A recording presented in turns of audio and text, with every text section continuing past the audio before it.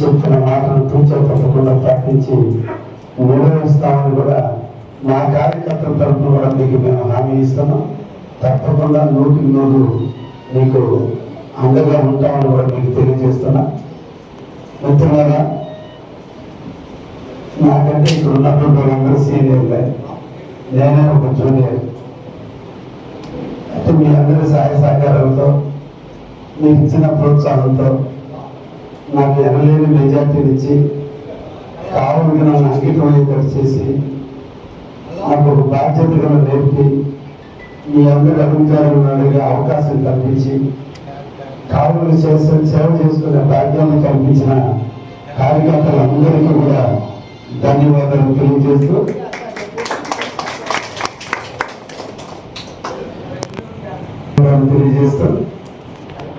అల్లూరు మండలం అల్లూరు అన్నలుగా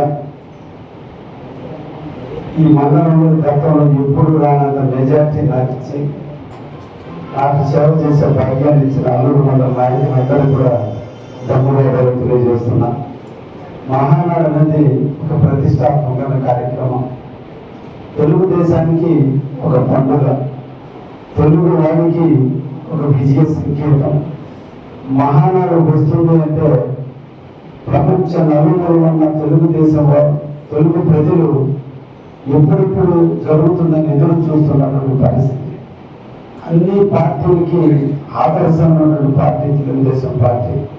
క్రమశిక్షణలో కానీ, నిజాయితీలో కానీ, నిబద్ధతలో కానీ, మాట మీద చెప్పిన నిలబెట్టడంలో కానీ ఒక క్రమశిక్షణతో ప్రజల కోసం పరితపించేటువంటి పార్టీ తెలుగుదేశం పార్టీ. ఆ పార్టీ మేడన, ఆ పార్టీ జెండా మేడన మనందరం ఉండటం అదృష్టంగా భావిస్తున్నాం.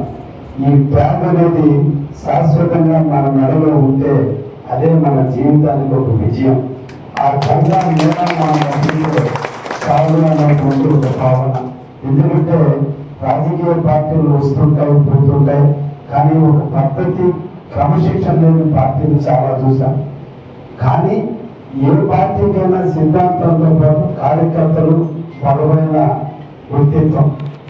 ఈరోజు మనకి దాదాపు 1,00,000 కోటి కార్యకర్తలు ఉన్నటువంటి పార్టీ, కోటి సభ్యత్వం ఉన్నటువంటి పార్టీ ఒకే ఒక పార్టీ మన తెలుగుదేశం పార్టీ.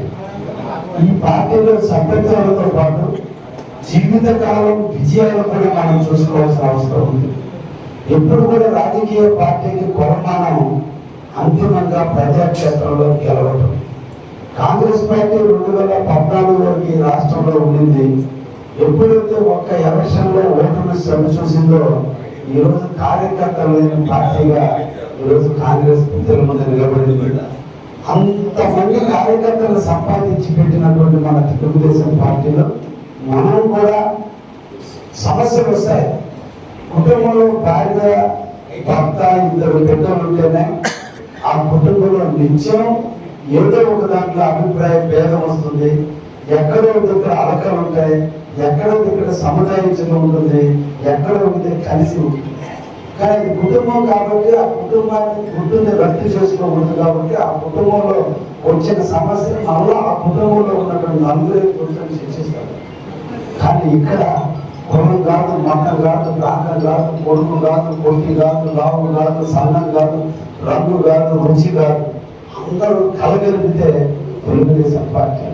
అందరి ఉద్దేశం ఒకటే, ఈ రాష్ట్రంలో తెలుగుదేశం జెండా ఎప్పుడు రెపరెపలాడాలనే ఆలోచన తప్ప ఏ ఒక్కటి లేని, కల్మషం లేని తెలుగుదేశం నాయకత్వం ఉన్నటువంటి పార్టీ తెలుగుదేశం పార్టీ.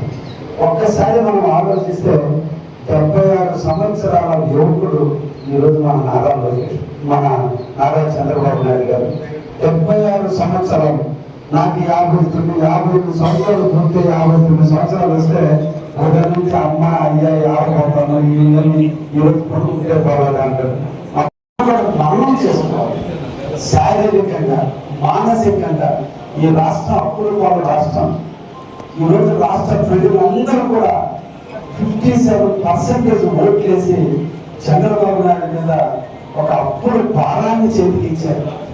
ఒక రాక్షస పరిపాలన, అంతమంది రాముడు పరిపాలన వచ్చిందని మనం అందరం సంబరాలు చేసుకుంటుంటే ఒకే ఒక్క వ్యక్తి నిద్రాహారం లాని మనందరి సంబరాలని, మనందరి కళ్ళల్లో వెలుగుని, మనందరి ముఖాల మీద చిరునవ్వుని ఎక్కడ కూడా తగ్గనీయకుండా నింపడం కోసం రేత్రిపోవడం కష్టపడే ఒకే ఒక వ్యక్తి మన ముఖ్యమంత్రి చంద్రబాబు నాయుడు. చూస్తే అప్పుడు బాబు ఎక్కడ పోయినా ఏం చేయాలన్నా చేయలేనటువంటి పరిస్థితి. అటువంటి పరిస్థితి నుంచి ఒక అవమానాలు గెలిచిన రోజు నుంచి ఇంకా చేయలేదు ప్రతిపక్షాలను దొరకదు. ఇంకొక పక్కన రాష్ట్రానికి చేసిన అప్పులు తీర్చడానికి చేసిన సరైన ఆర్థిక పరిస్థితి లేనటువంటి పరిస్థితి. ఈ రాష్ట్రంలో రాక్షస పాలన చూసిన తర్వాత ఈ రాష్ట్ర ప్రగతి 20 సంవత్సరాలు వెనకకి వెళ్ళిపోయిన పరిస్థితి. దీని నుంచి రాష్ట్రంలో ఉన్నటువంటి ఇండస్ట్రీస్ అన్ని కూడా పిక్కు పెట్టుకున్నటువంటి పరిస్థితి. ఏ ఒక్కరు కూడా ఈ రాష్ట్రానికి పెట్టుబడి పెట్టడానికి ముందుకు రానటువంటి పరిస్థితి. వాళ్ళ నమ్మకాన్ని కలిగించాలి, ప్రజలను శాంతి కాముకులుగా ఉంచాలి, శాంతి భద్రతను రక్షించాలి, చెప్పిన మేనిఫెస్టోలను పూజా తప్పకుండా అమలు చేయాలి. వీటన్నిటికీ జరగాలంటే ఆర్థిక స్తోమత ఉండాలి. ఆ ఆర్థిక స్తోమత పెంచడం కోసం ఇద్దరు మహాభారతంలో కృష్ణుడు అర్జునుడు ఇద్దరు కలిసి మహాభారత కురుక్షేత్ర సంగ్రామాన్ని విజయం ఎలా సాధించారో అదే విధంగా రామాయణంలో రాముడు హనుమంతుడు ఎలా పట్టాభిషేకం అయ్యేంత వరకు రాముడు హనుమంతుడు ఎలా పోరాటం చేసి రామదాసుని చంపారో ఈ రోజున్నటువంటి కలియుగంలో కూడా ఈ రాక్షస పాలన పంపించి ఇద్దరు ఒకరు చంద్రబాబు నాయుడు గారు, రెండు నారా లోకేష్ బాబు గారు. ముక్కుపచ్చగారన్న బిడ్డ రాజు గారి బిడ్డ ఎలా ఉండాలంటే బాగా ఎంజాయ్ చేయాల్సినటువంటి వయసులో కుటుంబాన్ని పక్కన బిడ్డను పక్కన పెట్టారు. ప్రజల మీద సమస్యలు నెత్తిన పెట్టుకున్నారు. తండ్రికి తోడయ్యారు. ఇంకా మనందరికీ అన్నయ్యారు. ఈ రోజు అందరూ రాష్ట్రాన్ని అనుకుని చేసుకుని నిరంతరం ఇండస్ట్రీల కోసం తపన పడుతూ దేశాలు తిరిగారు. ఈ దేశాలు తిరిగినప్పుడు ఎన్ని అవమానాలు భరించారో మనం చూడాల. కానీ తీసుకొచ్చిన విజయాలు కూడా చూస్తున్నాం. ఒక్కదాన్ని సాధించాలంటే ఎన్ని కష్టపడాలో మనం చూస్తున్నాం. ఒక ఎంఆర్ఆఫ్సీ ఒక పక్కా సాధించడానికి ఎన్ని కష్టాలు అనిపిస్తామో మనం చూస్తున్నాం. ఊరు కాని ఊరు, దేశం కాని దేశాలకు వెళ్ళి ఆ దేశాలను ఒప్పించి మన ప్రాంతాన్ని తీసుకొచ్చి ఈ రోజు 16 లక్షల కోట్ల రూపాయలు ఆంధ్రప్రదేశ్ తీసుకురావడంలో భూమిగా పోషించినటువంటి శ్రీ నారా లోకేష్ బాబు గారి నాయకత్వం, వాళ్ళిద్దరు ధైర్యం ఈ రోజు మా అందరిలో నడుపుతుంది. అందుకోసమే మా అందరం ఎప్పుడు కూడా కష్టాల్లో, నష్టాల్లో, బాధల్లో, ఇబ్బందుల్లో ఎప్పుడు కూడా మొట్టమొదటి ధైర్యంతో తెలుగుదేశం పార్టీకి అండగా ఉండాల్సిన అవసరం ఉంది. ఏదో ఎమ్మెల్యే ఒక పని చేయలేదనో, ఇంకొక ఆయన ఇంకొక పని చేయలేదనో, నేను పోయినప్పుడు సక్రమంగా పలకరించాలని లేదని కాదు. నిరంతరం కూడా పార్టీ నీడని మనం బతకాలి. ఆ పార్టీ జెండా ఎప్పుడు మన ప్రజల మీద ఉండాలి. ఆ పార్టీని ఎప్పుడు రెగ్యులరాయించే విధంగా మనం నిర్వహించినప్పుడు మనం ఆ పార్టీకి అంకితం చేసినట్టుగా ఉండాలి. అందుకని మీ అందరూ కూడా కోరుకుంటున్నా, మన అందరం కూడా చూస్తున్నాం. అల్లూరు పట్టణం ఈ రోజు ఒకప్పుడు నియోజకవర్గానికి విరాజిల్లినటువంటి పట్టణం కనుమరుగైపోయింది. లాస్ట్కి కాలం నియోజకవర్గం కలిసింది. ఈ రోజు పంచాయతీ కాస్త నగర పంచాయతీగా మార్చి ఈ గ్రామంలో ఉన్నటువంటి పేద బడుగు బలహీన వర్గానికి ఎన్ఆర్జీఎస్ లేకుండా చేసింది. ఇక్కడ అందరూ కూడా రైతాంగం, ఇక్కడ ఎవరు ఇండస్ట్రీస్ లేదు.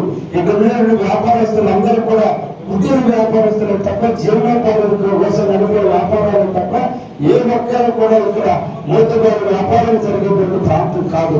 కానీ దుర్మార్గంగా రాజకీయ అవసరాల కోసం, రాజకీయ పదవుల కోసం, స్టేటస్ కోసం పంచాయతీ సర్పంచ్ అనిపించుకుంటే అవమానమని దీని నగర పంచాయతీగా చేసే మున్సిపల్ చైర్మన్ కావాలని ఒక వ్యక్తి యొక్క దాహానికి బలైనటువంటి నగరం ఏదైనా ఉందంటే అది ఒక అల్లూరు. ఈ రోజు మనం ఎంతమంది గిరిజనులు 16,000 నుంచి 18,000 ఓట్లుంటే 9,000 ఓట్లు ఉన్నటువంటి గిరిజనులు నివసించేటువంటి ప్రాంతం, హరిజన అరుంధతులు పేదవాళ్ళు నివసించే ప్రాంతం, పాడి పంటల మీద ఆధారపడి పాలు పోసుకుని అమ్ముకున్నటువంటి ప్రాంతంలో ఈ రోజున దీన్ని నగర పంచాయతీ చేసి మీ నెత్తిన పన్నులు పెట్టి ఈ రోజున జీవనోపాధి లేకుండా చేస్తే దానివల్ల ఈ రోజు 7 సంవత్సరాల నుంచి కూడా ఎలక్షన్ జరిగిన కారణాన అల్లూరు 15th ఫైనాన్స్ రాగా సంవత్సరానికి దాదాపు 3 కోట్లు రావాల్సినది 7 సంవత్సరాల నుంచి దాదాపు 21 కోట్లు నష్టపోయాం. నాయకులను అనాలోచిత ఆలోచనలు, నాయకుల స్వార్థ రాజకీయం, వాళ్ళు ఒక్కరే పదవిని అనుభవించాలనే కాంక్ష, ఎక్కడ కూడా ప్రజలు బాగుండాలనే ఆలోచన లేక ఎంతో మంది జీవితాలలో వెలుగుని తీసేసినటువంటి గత వైసీపీ పాలన నుంచి మనం ఇప్పుడే చేరుకున్నాం. ముఖ్యమంత్రిగా మార్చమని మీరందరూ ఇచ్చినటువంటి ప్రసాదమైన ఎమ్మెల్యే పదవితో నేను ముఖ్యమంత్రి గారికి మొట్టమొదటి విన్నవించుకున్నా. కానీ ముఖ్యమంత్రి టేబుల్ మీద ఉండి ఇమీడియట్లీ ఇప్పుడు కానీ జీవో చేస్తే ఇమీడియట్లీ ఎలక్షన్ జరగాలి. తప్పకుండా రేపు స్థానిక సంస్థల ఎన్నికలు జరిగే నాటికి దీన్ని మళ్ళా పంచాయతీగా మార్చి పేద పడుగు బలమైన వర్గాలలో కళ్ళల్లో ఆనందం, వాళ్ళందరికీ జీవనోపాధి ఎప్పటికప్పుడు ఉపాధి హామీ జరిగేటట్టుగా చేస్తానని మన ముఖ్యమంత్రి గారు మనకు హామీ ఇస్తున్నారు. నేను నెరవేరుస్తానని కూడా మీ అందరికి కూడా హామీ ఇస్తున్నా. ఈ రోజున మన పొంగూరు నారాయణ మున్సిపల్ మినిస్టర్ గారు, అదేవిధంగా మన అభివృద్ధి ప్రధానమైనటువంటి శ్రీ నారా చంద్రబాబు నాయుడు గారు ఈ రోజు మన అల్లూరు పట్టణానికి ఆర్తిని తెచ్చడానికి ఇప్పుడు కూడా చాలా స్వతంత్రం వచ్చి 79 సంవత్సరాలు అయినా కూడా ఈ రోజు అల్లూరులో ఉన్న కొన్ని ఆమ్లెట్లు నీళ్లు ఇప్పుడు కూడా సకాలంగా రానటువంటి పరిస్థితిని మనం చవిచూస్తుంటే ఇప్పుడు నగర పంచాయతీ కాస్త పంచాయతీ అయ్యే లోపలే ఈ నగర పంచాయతీలో నిధులు గోడమని అడిగినప్పుడు మనకు 14,000 కోట్ల రూపాయలు మున్సిపాలిటీ కింద ఈ అల్లుడికి ఇవ్వడం జరిగింది. మొన్నగా నేను కూడా మండల కేంద్రంలో అన్ని గ్రామాలకు వెళ్తే నిజంగా గ్రామ ప్రజలు ఆ గ్రామంలో కూడా మమ్మల్ని స్వాగతించి నిజంగా 2 సంవత్సరాలుగా నేను ఆ గ్రామాలకు వెళ్ళినా ఎక్కడ కూడా మొక్క వల్ల ధైర్యంతో ఒక్కరు కూడా కించిత్తు ఎందుకు వచ్చా మా నీళ్లు రాలేదు అనకుండా ఇన్నాళ్ళకి మా బాధ తీరుతుందని ఆనందించారే తప్ప ఒక్క రోజు ఒక మాట అటువంటి నిరుపేదలకు నియమించడానికి ఈరోజు మేము కంకణ పెట్టుకుని పనిచేస్తున్నాం. అతి తొందరలో రాబోయే 4 నెలల కాలంలోనే అమృత పథకం కింద అన్ని గ్రామాలకి నీళ్లు ఇచ్చి తప్పకుండా వాళ్ళ రుణం తీర్చుకుంటారని కూడా సందర్భంగా తెలియజేస్తే ఈ రోజున ఇంకా కూడా మనకి పుట్టిన ప్రయాసాలు అల్లూరు 5 కోట్ల రూపాయలు మన అమృత కింద 13,500 కోట్ల రూపాయలు వచ్చింది. అదేవిధంగా ఈ రోజున సిపిడబ్ల్యూ స్కీమ్ కింద ఇసుకపల్లి గ్రామం కానించి మన ఈస్ట్ గోదావరిపల్లి వెస్ట్ గోదావరిపల్లి 9 కోట్ల రూపాయలు వచ్చినాయి. ఇవన్నీ తీసుకొచ్చి మన అల్లూరుని అభివృద్ధి చేసేదానికి తప్పకుండా కృషి చేస్తానని కూడా మీకు అందరూ కూడా తెలియజేస్తున్నా. మిమ్మల్ని కోరేది ఒక్కటే, ఎన్ని ఇబ్బందులున్నా రాజకీయాల్లో ఎవరికో ఒక్కరికే పదవి వస్తుంది, అందరూ పదవి కాదు. కానీ ఇది శాశ్వతం. ఇది ఒక్కటే నిలబెట్టుకుంటే చాలా తలెత్తుకుని తిరుగుగా ఏ ఆదేశం అది శాశ్వతమే కాదు. ఈ ఎమ్మెల్యే కూడా ఇంకా 3 సంవత్సరాలే తర్వాత ఇది శాశ్వతం. రేపు టికెట్ ఇస్తే ప్రజలు ఆశిస్తే మళ్ళా గెలుస్తాం. కానీ జీవిత కాలం ఈ జెండా ఈ ట్యాగు మన నగలో ఉన్నంత కాలం తలెత్తుకుని తిరుగుతూ నువ్వు చేసింది తెలుగుదేశం. అందుకనే మనందరం తెలుగుదేశం కార్యకర్తలుగా అందరూ ఏకతాకతో నడపడి రేపు జరిగే ఎన్నికల్లో రేపు అల్లూరు పంచాయతీ నగర పంచాయతీ కాస్త పంచాయతీ అయిన తర్వాత అన్ని పంచాయతీలు ఎన్నికలు జరిగేటప్పుడు కానీ తర్వాత ప్రత్యేకంగా జరిగినప్పుడు అక్కడ ఉన్నటువంటి కుల సంఘటనలు వాటిలో ఉండే జనాభా ప్రక్రియ రిజర్వేషన్ ప్రక్రియ రోస్టర్ సిస్టమ్ అన్ని కలగలిపి ఈ పంచాయతీ అయినాడు.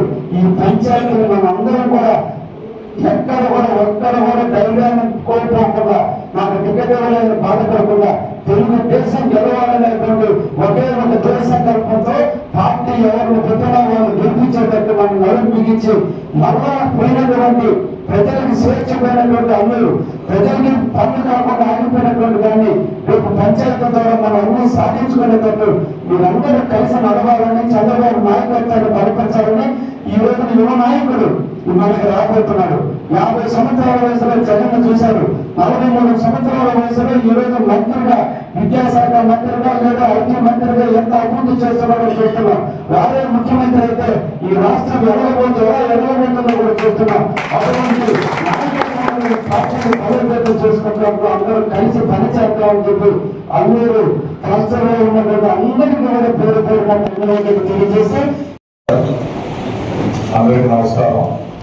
ఈరోజు ఇక్కడ మన క్లస్టర్ 11 కార్యక్రమానికి చేసిన మన గౌరవనీయులు మన ఎమ్మెల్యే కృష్ణారెడ్డి గారికి, అదేవిధంగా ఇక్కడ నేను ఫస్ట్ టైం వచ్చాను కాబట్టి నెక్స్ట్ వచ్చిన పేరుతో చెప్తాను. ఇక్కడ చేసిన మండల పార్టీ అధ్యక్షులు కానీ ట్రస్ట్ ఇన్ఛార్జీలు, ఫ్లోర్ ట్రస్ట్ ఇన్ఛార్జీలు, అదేవిధంగా అందరూ తెలుగుదేశం పార్టీ కుటుంబ సభ్యులందరూ మా మహిళలు అందరూ కూడా నమస్కారం, మీడియా సభ్యులందరూ కూడా నమస్కారం తెలియజేస్తూ ఉన్నాను. ఈరోజు చాలా చక్కగా ఉంది. మీ కావల్ కాన్స్టిట్యున్సీలో మీ అందరితో కలిసి పనిచేయడానికి గవర్నర్ పెద్దలు ఎమ్మెల్యే సార్ చెప్పినట్టు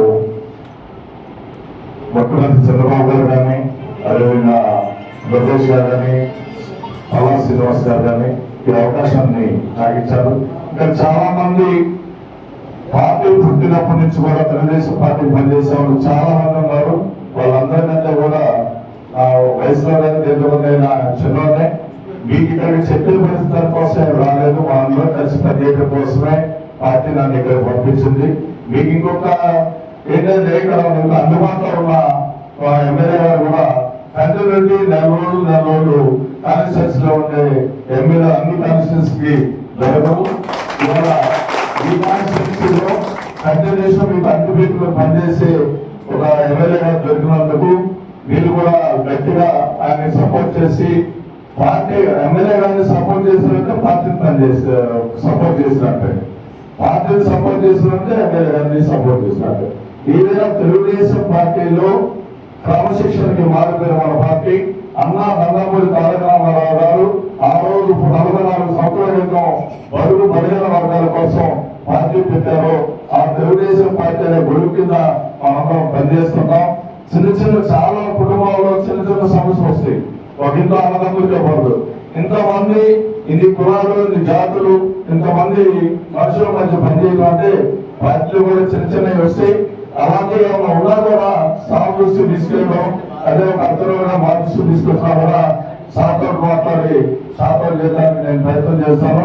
నన్ను కూడా మీ అందరిలో ఒకటిగా చూసుకొని మీ అందరిలో కలిసి పనిచేస్తారకు మీరు అవకాశం కల్పిస్తామని నేను ఈ సభలో తెలియజేసుకుంటూ ఈరోజు మనం చూస్తున్నాం 27, 28, 29 తేదీలు అంటేనే మనకు ఒక పండుగ. ఇంతకుముందు బయట ఎక్కడెక్కడో పెట్టినప్పుడు ఒక కాన్స్టిట్యూన్సీ నుంచి ఒక 500 మంది 600 మంది వెళ్ళి దాంట్లో పార్టిసిపేట్ చేసేది. కానీ ఇవాళ ఈ డీజిల్ పెట్రోల్ వల్ల మన ఊళ్ళోనే మన దగ్గరే చాలా మంది ఈ సభలు చూడడానికి వీక్షించడానికి అవకాశం కలిగింది. కాబట్టి దీన్ని కూడా మన పార్టీ బలోపేతానికి మనం ఉపయోగపెట్టుకోవాలని సభను తెలియజేసుకుంటూ ఏదైనా మీ కాన్స్టిట్యూన్సీకి నీకు వచ్చి మీతో కలిసి ఎమ్మెల్యే గారితో కలిసి పనిచేయడానికి నాకు ఈ అవకాశం చాలా సంతోషంగా ఉన్నాను. Thank you sir. Thank you.